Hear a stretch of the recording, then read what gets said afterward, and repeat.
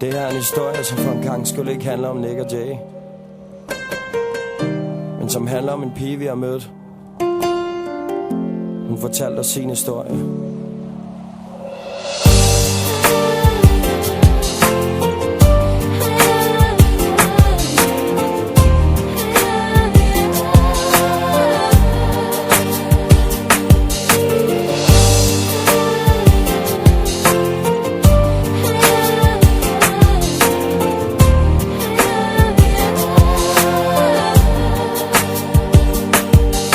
Hun var 10 år gammel, da hun skiftede skole igen.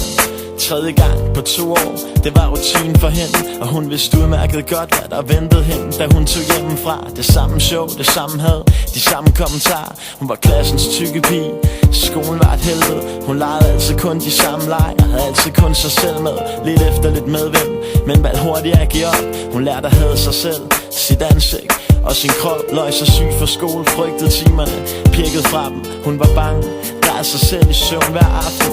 Og hendes mor var ligeglad, når hun en sjælden gang var hjemme. Hun var den mindste af 4, man lagde sjældent mærke til hende. Stefan drak, og havde han mulighed for det, fik hun en lussing eller 2. Men kun når mor ikke så det, så du kunne finde hende på blokkens legeplads, sønder knus på en gyng.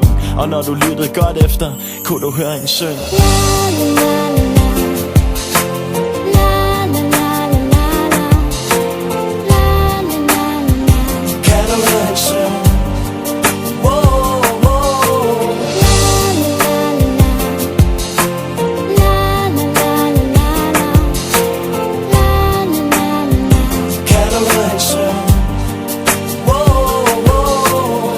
En privatfest, en fucked up en af slagsen. Forvirret, fortvivlet, kunne aldrig finde takten. Hun følte sig ganske lykkelig, når hun var fuld. Hun endte som altid